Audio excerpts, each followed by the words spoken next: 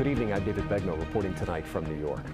It's going to take something pretty dramatic to prevent President Trump from shutting down the U.S. border with Mexico. That's what the president's acting chief of staff, Mick Mulvaney, said today.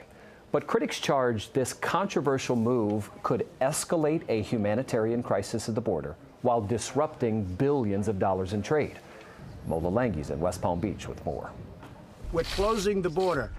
They'll close it, and we'll keep it closed for a long time. I'm not playing games. The White House doubled down on President Trump's threat to shut down the southern border. It certainly isn't a bluff. You can take the president seriously. With migrant holding facilities beyond capacity, the Department of Homeland Security says they're experiencing a system-wide meltdown. DHS Secretary Kirstjen Nielsen describes the number of undocumented immigrants in their custody as unmanageable, with roughly 6,600 families, including 4,700 children, currently being held. We have never seen a surge like this. 100,000 people will cross the border this month alone.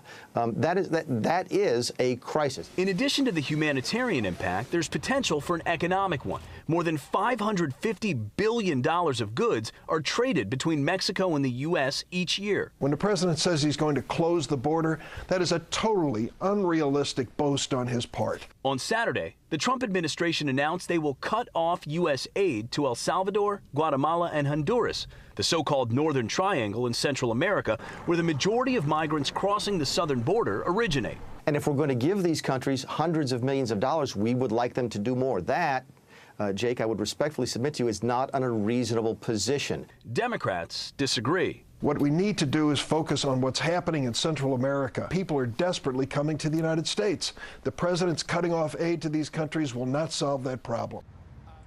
President Trump threatened to shut down the border as soon as this week, but he's given no further details. He is scheduled to travel to California this week, a trip that will include a stop in the border town of Calexico.